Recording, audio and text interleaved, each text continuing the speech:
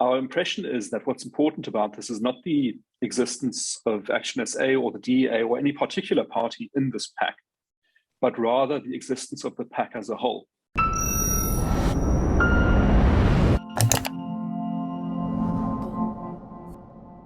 South Africa's local government elections will go down as one of the most consequential elections of the democratic era.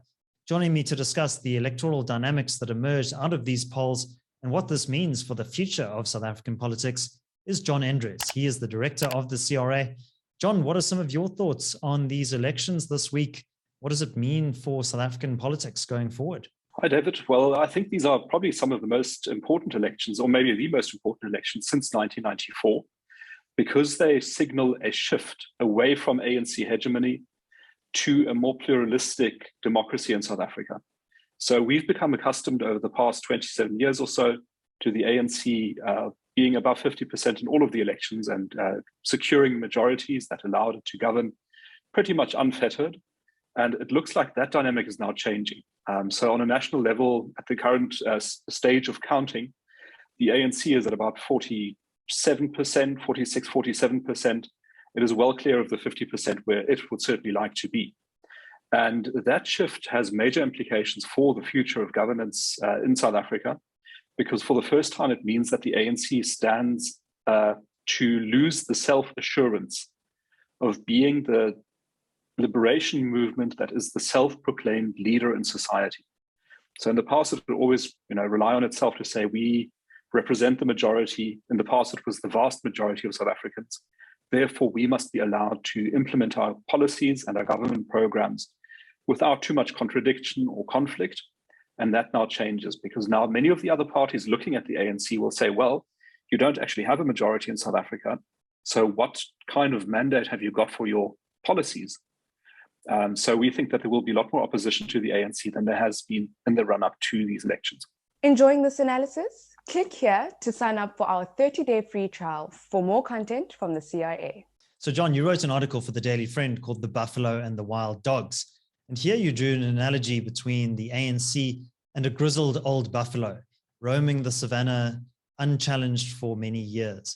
And the assumption was always that one day a lion would come along that would challenge the supremacy of the buffalo and bring it down. But in fact, what we're seeing is something different. A pack of wild dogs is now assembling. These wild dogs are the various opposition parties, all with very different interests, often fighting with one another, but together potentially could form a very potent threat and could unseat the dominance of the ANC. Do you care to elaborate on that for our viewers, and also speak to what you see as the new trends emerging in South Africa's politics in the build-up to 2024? Well, David, this was a question we were often asked in our briefings, which is who is going to take over from the ANC? And this was very much top of mind for many of our interlocutors. And the assumption was always that there would be one challenger who was going to gain a majority or take such a large share of the vote away from the ANC that they would be able, in coalition, to take over the government.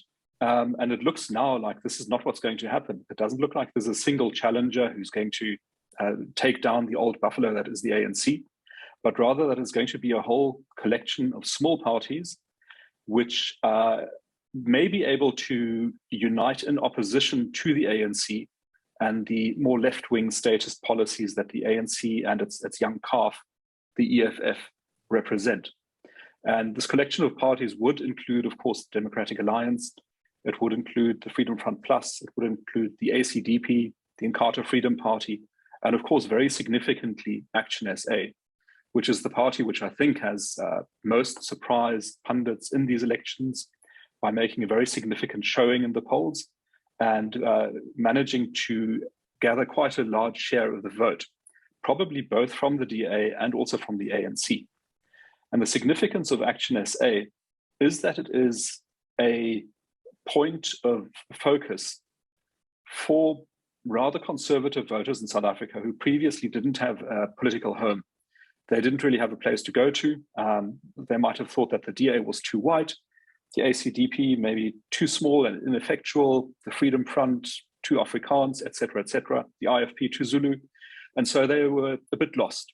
And Action SA I think, has managed to galvanize people who have rather right of center values and managed to gain some of their votes. This is still very, very early stages. So Action SA has done very well in these elections.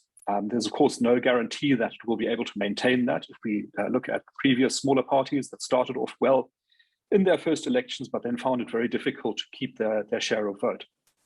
But as we think about South African politics, our impression is that what's important about this is not the existence of Action SA or the DEA or any particular party in this pack, but rather the existence of the pack as a whole.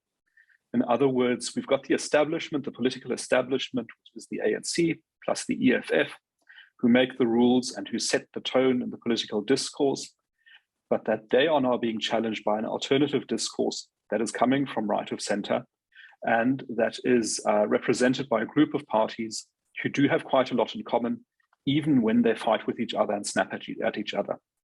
They might well decide that it is worthwhile targeting their attention on the big bull that is the ANC with its small calf, the EFF, with the aim of getting them below 50 in 2024. So John, let's do a thought experiment. Say we had to extrapolate these local government results out into the provincial and national government elections in 2024. The results are often very different, but assuming that these numbers stay roughly the same, that would mean that the ANC would be casting around for a potential coalition partner. And the most obvious partner would be the party, the small calf that you mentioned, the EFF, that is ideologically perhaps more to the left, but comes from the same Charterist tradition, is essentially the Youth League in exile. What role do you think the EFF could play there? And could that potentially radicalize the ANC's policy agenda even further? It is quite possible. So currently, if you add together the share of vote of the ANC and the EFF, keeping in mind that not all the votes have been tallied yet, together they would get about 57%. And if we imagine that in 2024, they come to the same total with the ANC below 50 and needing a coalition partner, it is quite possible that it would be looking at the EFF to close the gap and get a majority. We think there are some strong reasons why that might not happen. Amongst others, the fact that the EFF might regard the ANC as a lead weight that will pull it down underwater if it ties its fortunes to it.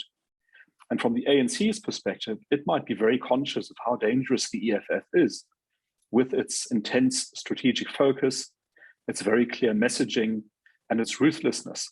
So the ANC might be aware that if it invites the EFF back into the tent, the EFF is going to take over the ANC and put the ANC leaders on trial for corruption, have them locked away, and take over the running of the country. So that coalition is a possibility, but it's by no means a certainty. And the second point, of course, is that the national and provincial elections take place under different conditions. Usually the turnout is different to what it is in local government elections, but also there's another 3 years to go before that comes around. And if the ANC and the EFF, where they do govern in South Africa in the intervening period, don't do well, we think that they're going to suffer further losses. So there is an opportunity now for the ANC and the EFF to show what they are able to do. And if they don't deliver and they don't perform, then voters, we think, are going to punish them even more in 2024 than they did in the current polls. And that, of course, opens up even more space for the pack of wild dogs to make their mark and take down the old buffalo bull and its calf. John Endres, thank you very much. Let's hand over to you, our viewers. Do you think that these elections will be a watershed moment in South African politics? Leave your thoughts in the comments section below.